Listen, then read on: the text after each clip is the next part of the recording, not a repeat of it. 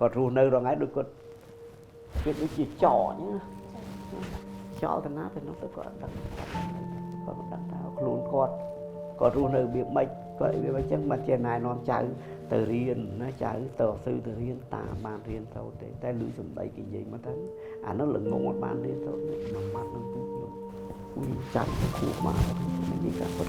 ส่วนกรรมการเฮ history ในขนมพิธีปีการวิธีไงนี้ยังช่วงหนึ่งนอมารำประยมต์หมกจุ่มหนึ่งสดับการเรียบร้อยปีชีวิตกลายชาดอจุจัดหนึ่งการต่อสู้อัศรานระบอบดาราสำได้เชิงจักไม่รู้ปัจจุบันหลักอมกุปงไตโรนในขนมเตียจัวโต้มวยจมวยหนังเจ้าประมวยเนะได้เตะบานก้นโยมหมกตัวเอาหลักอมจินจำได้ใบดงสลันสลับปะหนึ่งตักชัดสลันกรุษาแต่หลักอมอาจุมเนรอลอุปสรรคได้บานโจมหมกขนมชีวิตได้ระเบียบนา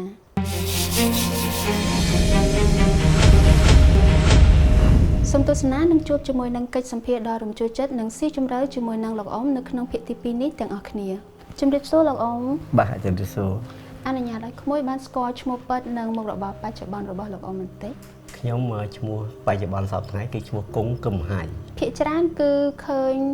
นึกขนมบันไดสังคมกิจสกอหลักอมตามระยะชมูหายกลายทาอักรา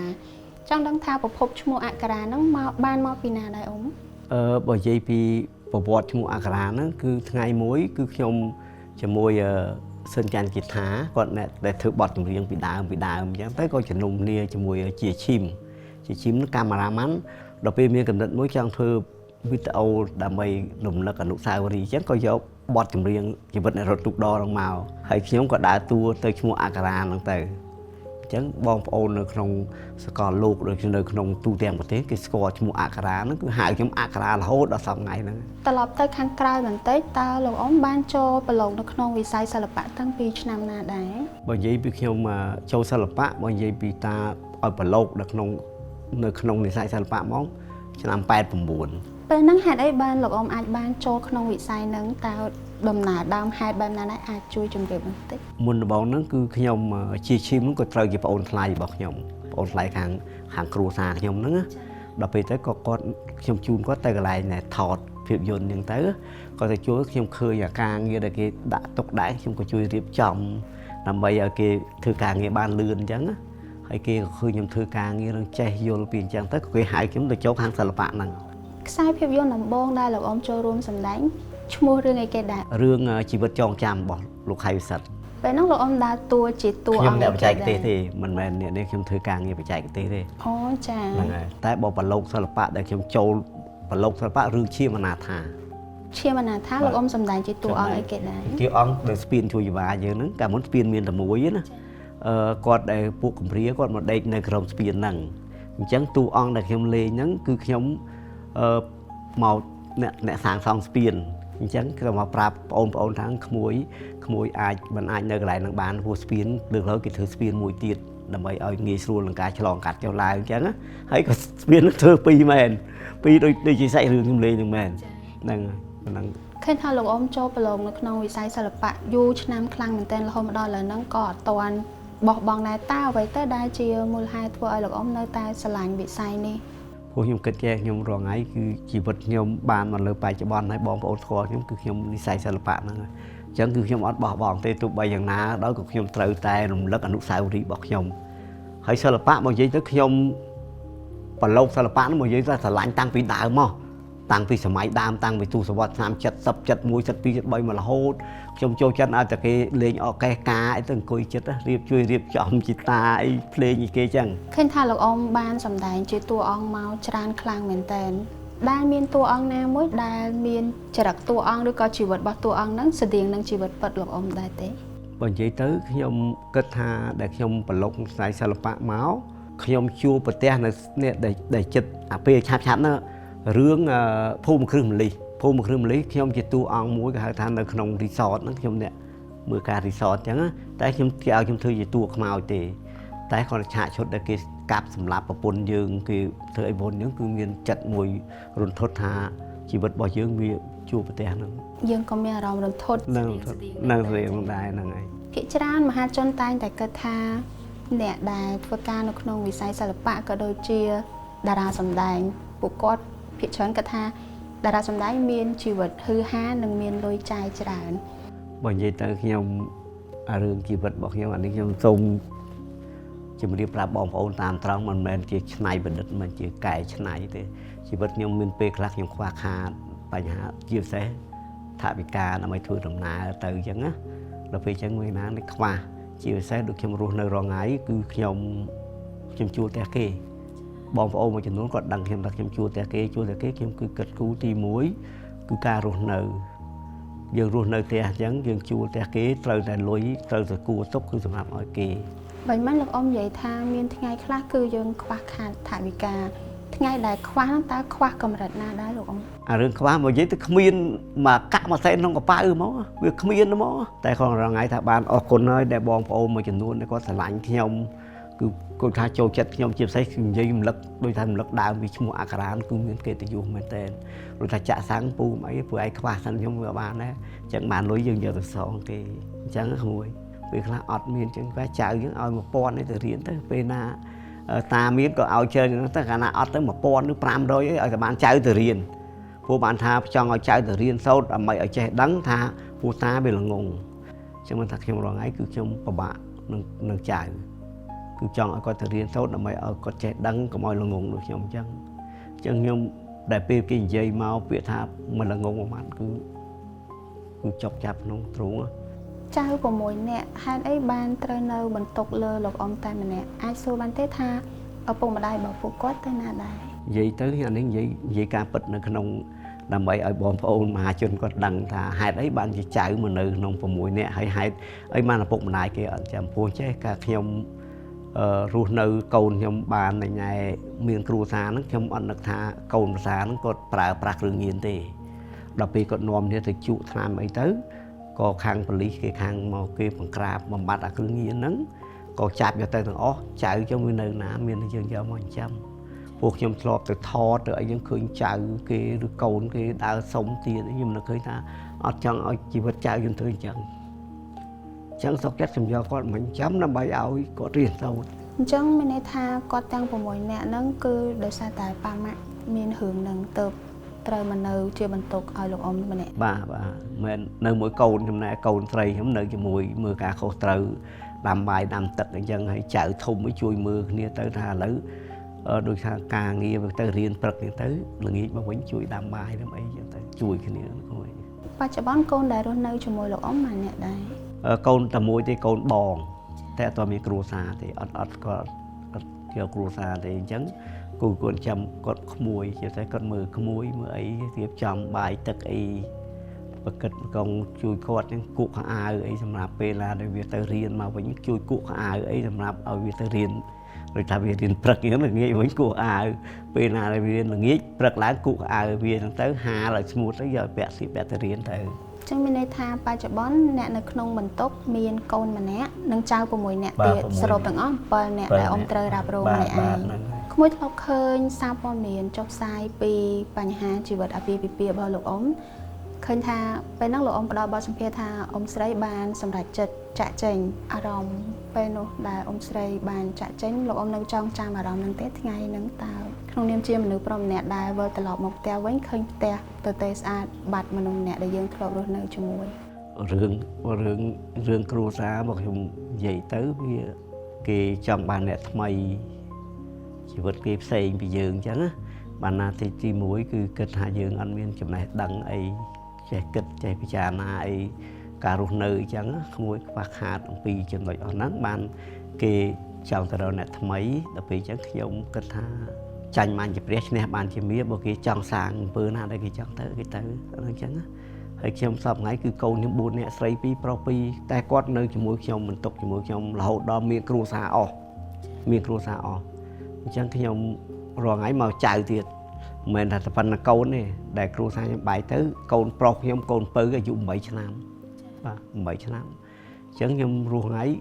រស់នៅជាមួយចៅហ្នឹងក៏ក្នុងបន្ទុកមួយគេហៅថាអានេះនិយាយការពិតបើនិយាយមកធ្វើកិច្ចសម្ភាសចំពោះបងប្អូនមហាជនហ្នឹងគាត់ទៅរកអ្នកថ្មីទៅពេលបែកពីអ្នកថ្មីគាត់មករស់នៅក្នុងហ្នឹងដដែលតែខ្ញុំគិតថាខ្ញុំអត់មានថាអីទីស្អីទេហ្នឹងនេះការពិតចឹងសុខចិត្តខ្ញុំទ្រាំដើម្បីជីវិតខ្ញុំសពថ្ងៃខ្ញុំដើម្បីចៅខ្ញុំដើម្បីឲ្យវាមានអនាគតកុំឲ្យវាល្ងងដូចខ្ញុំហើយនៅខ្សែសិល្បៈគឺខ្ញុំ ទោះបីខ្ញុំមានទុកយ៉ាងណាដល់ខ្ញុំពិបាកយ៉ាងណាក៏ខ្ញុំយកអារម្មណ៍សិល្បៈមួយដើម្បីសប្បាយខ្លួនខ្ញុំអានេះខ្ញុំនិយាយជំរាបប្រាប់មហាជនទាំងអស់ឲ្យបានដឹងថាជីវិតខ្ញុំសប្តាហ៍ថ្ងៃគឺខ្ញុំបដោតលើការនិស្ស័យសិល្បៈបើខ្ញុំអត់មានសិល្បៈខ្ញុំជីវិតខ្ញុំអត់បានមកជួបបងប្អូនដល់សប្តាហ៍ថ្ងៃហ្នឹងដែរ លោកអ៊ំអាចសប្បាយនៅក្នុងបណ្ដាញសង្គមពេលថតវីដេអូឬក៏នៅមុខអ្នកដទៃចុះធ្លាប់មានពេលណាទេដែលនៅម្នាក់ឯងលោកអ៊ំធ្លាប់លួចសម្រក់ទឹកភ្នែកតូចចិត្តនឹងជីវិតខ្លួនឯង មកនិយាយជីវិតខ្ញុំយប់ដេកហូរទឹកភ្នែកមួយដេកហូរទឹកភ្នែកអញ្ចឹងខ្ញុំគិតថាទោះបីតម្លៃថ្លៃថោកដល់ក៏ខ្ញុំទៅសម្ដែងដើម្បីយកលុយមកទប់ទល់ពីបញ្ហារស់នៅអញ្ចឹងណាដល់ពេលខ្ញុំបានអុកញ៉ាញឹមស្រង់គាត់ហៅខ្ញុំធ្វើការងារជាមួយគាត់ព្រោះធ្លាប់ប្រឡូកសិល្បៈជាមួយគ្នាបាទធ្លាប់ធ្វើការងារជាមួយគ្នាគាត់ឃើញអញ្ចឹងក៏ខ្ញុំហៅខ្ញុំទៅធ្វើការងារជាមួយគាត់ ធ្លាប់មានថ្ងៃណាទេដែលលោកអ៊ំអត់មានសូម្បីតែលុយបង់ផ្ទះនិងលុយសម្រាប់ទិញបាយហូបតើអ៊ំដោះស្រាយបញ្ហាមួយនឹងឆ្លងកាត់វាមកបានដោយរបៀបណា បើគិតពីលុយឡៃផ្ទះទោះបីយ៉ាងណាក៏ត្រូវតែឲ្យមានមួយអត់ឲ្យមានគេអត់គិតថាយើងអត់ទេគេដឹងថាដល់ខែដល់ថ្ងៃដឹងគេយកពីយើងមកអញ្ចឹងគឺមិនគឺមិនឲ្យអត់ទេអាហ្នឹងលុយត្រូវតែមានទោះបីអត់ឃ្លានមានស៊ីមកហូបមីមកកញ្ចប់ស្រោស 3 អ្នកចៅក៏មានដែរខ្ញុំប្រាប់មានពេលខ្លះអញ្ចឹងមិនថាជីវិតខ្ញុំគឺខ្ញុំជួបឆ្អែតហើយអញ្ចឹងមកថាសូមផ្ដាំផ្ញើទៅបងប្អូនទាំងអស់ដែលមានកូនទូចក៏ដោយធំក៏ដោយត្រូវជៀសវាងមិនកុំឲ្យជួបអាគ្រឿងញៀនគឺជួបគ្រឿងញៀនគឺរឿងមួយគឺអាក្រក់ដើម្បីកូនយើងក៏ដូចក្នុងគ្រួសាររបស់យើងគឺគេមិនគិតថាយើងល្អទេគេគិតថាយើងអាក្រក់ ស្ដាប់មើលទៅជីវិតលោកអ៊ំគឺមានបញ្ហាច្រើននៅពីខាងក្រោយលោកអ៊ំធ្លាប់ដែលមានថ្ងៃណាមួយដែលអង្គុយស្លឹងមុខចៅពេលដែលពួកគាត់កំពុងតែកេងលក់ឲ្យលួចស្លឹងមុខពួកគាត់ឲ្យបារម្ភពីអនាគតពួកគាត់ទេ ខ្ញុំគិតវែងហើយគិតតាំងពីបើនិយាយទៅខាងពីជីវិតបើមកថាខ្ញុំស្លាប់ទៅគាត់មិនដឹងរស់នៅរបៀបម៉េចវាអត់មានណាឲ្យប្រកាសថាដល់គាត់ទុកចិត្តលើគាត់រស់នៅអញ្ចឹងណាអញ្ចឹងពេលដែលខ្ញុំបែកទៅគឺគាត់ស្ទុះមកអោបយើងមកអីយើងអញ្ចឹងចៅទាំងអស់មិនមែនត្រឹម6 8តែគេសុំ2ឲ្យគេ2នៅសល់តែ6ទេ អាចសួរបញ្ជាក់បានតិចអត់លោកអ៊ំអ្នកដែលសុំយកទៅហ្នឹងគាត់ជាអ្នកនៅខាងណាដែរហេតុអីបានលោកអ៊ំទុកចិត្តឲ្យ តែវាប្អូនថ្លៃតែប្អូនថ្លៃអត់មានកូនក៏សុំទៅអញ្ចឹងសុំទៅក៏ដាច់ចិត្តឲ្យទៅហើយមួយទៀតនៅកំពង់ឆ្នាំងអញ្ចឹងគេធ្លាប់គេឲ្យគេបាញ់រូបភាពឲ្យយើងមើលហ្នឹងគេអត់មានកូនដែរហ្នឹងគេស្រឡាញ់ណាគេស្រឡាញ់គាត់នឹងគិតថាគេស្រឡាញ់ទៅគេយកដើម្បីទៅរៀនសូត្រឲ្យគាត់ចេះដឹងកុំឲ្យវាគេថាល្ងឹតល្ងងគឺការរៀនសូត្រណា ប៉ុន្តែក្រៅពីការងារនៅក្នុងវិស័យសិល្បៈលោកអ៊ំមានប្រកបការងារអីផ្សេងទៀតដែរទេឬក៏មានទទួលធ្វើការអីផ្សេងបន្តបន្សំទៀតអត់ ឥឡូវហ្នឹងអត់មានទេពីមុនចេះទទួលការងារចង្កាធ្វើផ្ទះធ្វើអីគេអញ្ចឹងជាពិសេសបន្ទប់ទឹកអីចឹងគេធ្លុះគេធ្វើជាងអីគេទៅណាដើម្បីបានចំណូល ក្នុងនាមជាអ្នកសិល្បៈមួយរូបធ្លាប់លេចមុខនៅតាមទូទួលមានគេស្គាល់ច្រើនប៉ុន្តែនៅពេលដែលយើងត្រូវទៅធ្វើការងារផ្សេងពីនឹងដូចជាទទួលធ្វើជាងធ្វើអីចឹងទៅលោកអ៊ំមានអារម្មណ៍ថាខ្មាស់គេឬក៏អីទេនៅពេលដែលយើងត្រូវទៅធ្វើការងារផ្សេងទៀតក្រៅពីធ្វើជាតួសម្ដែង តាមរត់ចរិតខ្ញុំតាំងពីដើមខ្ញុំអត់ចេះយកអារម្មណ៍មួយទៅខ្មាស់ទៀតអីពួកបងប្អូនមហាជនសូម្បីតែខ្ញុំជិះម៉ូតូរាល់ថ្ងៃដែលខ្ញុំជិះទៅធ្វើការនៅទីក្នុងគួយហើយខ្ញុំអត់មានបិទមុខបិទអីទៅខ្លាចបងប្អូនស្គាល់ទេណាខ្ញុំចង់ឲ្យបងប្អូនស្គាល់ខ្ញុំរកតែពេលនិយាយលេងមិនបានផងបើបាននិយាយលេងទៅក៏ខ្ញុំសប្បាយចិត្តដែរ នៅត្រង់ចំណុចកន្លែងដែលលោកអ៊ំនិយាយពីចៅមិញខ្ញុំចាប់អារម្មណ៍ចំណុចមួយដែលលោកអ៊ំនិយាយថាថ្ងៃខ្លះមីមកកញ្ចប់ឆុងហូបជុំគ្នាជាមួយចៅតើពេលហ្នឹងពួកគាត់ធ្លាប់ដែលសួរថាតាំងមិនបានយើងអត់មានម្ហូបឆ្ងាញ់ដូចគេអីចឹងណា ពេលខ្លះគាត់និយាយចឹងតែគាត់ដឹងថាយើងអត់ណាព្រោះយើងអត់ចឹងគឺក៏ហូបតាមធម្មតាអញ្ចឹងអានេះនិយាយការពិតមានទៅហូបអីខ្ញុំរងថ្ងៃគឺអង្គបានជាថនគាត់ធ្វើការនៅខាងសុយកគាត់បើករបបឲ្យមួយខែ50គីឡូដើម្បីគ្រប់គ្រងគូចៅទាំងអស់ ចុះកាលពីមុនដាក់តន់មានអ្នកបើកឲ្យអញ្ចឹងលោកអ៊ំធ្វើមិនដែរធ្លាប់មានពេលណាដែលដាច់អត់មានកអីអត់ ទិញ1គីឡូ 1គីឡូ6 7នាក់ហ្នឹងទៅ 1គីឡូតាមទៅ3កំប៉ុងទាំងអស់តាម1គីឡូតាមទាំងអស់ទៅហើយស្អែកចាំទិញទៀតទៅ នៅពេលដែលយើងត្រូវដោះស្រាយមួយពេលពីមួយពេលដោយតាមម្នាក់ឯងដោយដៃខ្លួនឯងផ្ទាល់អត់មានអ្នកបង្អែកឬក៏អ្នកមកជួយតាមពីក្រោយ ពេលដែលកំពុងតែហូបបាយជាមួយចាវសម្លមួយចានជុំគ្នាអញ្ចឹងអារម្មណ៍លោកអ៊ំមិនដែរពេលហ្នឹង ជាការខ្ញុំអត់ហូបទេទុកឲ្យគ្នាហូបទៅគ្នាហូបទៅទោះបីខ្ញុំទិញម្ហូបមកគាត់ហូបដើម្បីសុបាយក្នុងពួកគាត់ទៅពួកគាត់វាដូចกระดาษសគាត់ដឹងអីទេខ្ញុំដឹងថាជីវិតគាត់ទៅមុខមិនគាត់ដឹងទេពេលណាខ្លះគាត់ឲ្យគាត់ហូបទៅហូបមិនហូបទៅយើងសល់ទៅគាត់យើងហូបតាមក្រោយហ្នឹងអញ្ចឹង ចាដោយសារតែម្ហូបមានទីសុកចិត្តអត់ខ្លួនឯងឲ្យតែចៅបានហូបសិន ទុកចិត្តយ៉ាងហ្នឹងយ៉ាង មកខួបដែរលោកអ៊ំទូចបំផុត ទូចបំផុតនឹង2ខួបដល់ពេលគេចាប់ម្ដាយឪពុកយកទៅហ្នឹងគឺកូននៅ កូនងាឡើយក ូនណាទេពេលចឹងគេប្រកាសឲ្យយើងទៅយកមកចាំគេប្រុងយកទៅដាក់មណ្ឌលពួកឥណ្ឌាគេចាំមកគួយគេចង់ដាក់ចាំកូនដើម្បីឲ្យរៀនសូត្រចេះដឹងទៅតែយើងគិតថាចៅរបស់យើងឈាមរបស់យើងគិតថាសុខចិត្តពិបាកក៏ខ្ញុំយកមកចាំអាបងឥឡូវអត់ត្រូវបានទៅរៀនទេជាប់ព្រោះចាស់ជាប់ហាត់ម៉ងសាយអីទៅដើម្បីរកលុយជួយទុកទល់ជាមួយខ្ញុំចឹងតែពេលចឹងអត់ទៅបានរៀនសូត្រតែគាត់ថាប្រាប់ថាចៅតម្រេះវិជាការរៀនសូត្រគឺចៅទៅតស៊ូដើម្បីទៅរៀនសូត្រដើម្បីកុំឲ្យល្ងងដូចណាដើម្បីឲ្យចេះមានចំណេះចេះដឹងធ្វើការងារអ្វីយើងមានស្រួលធ្វើការ លោកអ៊ំធ្លាប់ដែរគិតទេថាបើសិនជាថ្ងៃណាមួយលោកអ៊ំអត់បាននៅមើលថែចៅតើលោកអ៊ំព្រួយបារម្ភទៅលើរឿងអីខ្លាំងបំផុត ជាពិសេសលើការគ្រប់គ្រងពួកគាត់ដឹងអីទៅថ្មីបើមិនគាត់ធំគាត់ចេះរកស៊ីគាត់ចេះធ្វើការទៅយើងមិនបារម្ភអីចឹងខ្ញុំបារម្ភដល់ថ្ងៃបារម្ភអញ្ចឹងចឹងបានសូមបងប្អូនទាំងអស់ដែលមានកូនឬក៏បងប្អូនទាំងអស់ដែលនេះវ័យអាយុ16 17នេះគឺជៀសវាងកុំឲ្យប្រើគ្រឿងញៀននឹងអត់សោះគ្រឿងញៀនគឺនាំឲ្យថាទុកនៅដល់ក្នុងខ្លួនក៏ដូចក្នុងគ្រួសារជាពិសេសកិត្តិយសជាពិសេសក្នុងគ្រួសារនីមួយៗគឺប៉ះពាល់ដល់គ្រឿងញៀននេះគឺមានការប្រមាថដូចខ្ញុំសប្ថ្ងៃអញ្ចឹងណាចៅ6នាក់ដែលគាត់រស់នៅគាត់អត់ដឹងដូចយើងនឹងចាស់ទេអត់ដឹងទេគាត់រស់នៅរងថ្ងៃដូចគាត់វាដូចជាចោលអញ្ចឹងចោលទៅណាទៅនោះទៅគាត់អត់ដឹងគាត់មិនដឹងថាខ្លួនគាត់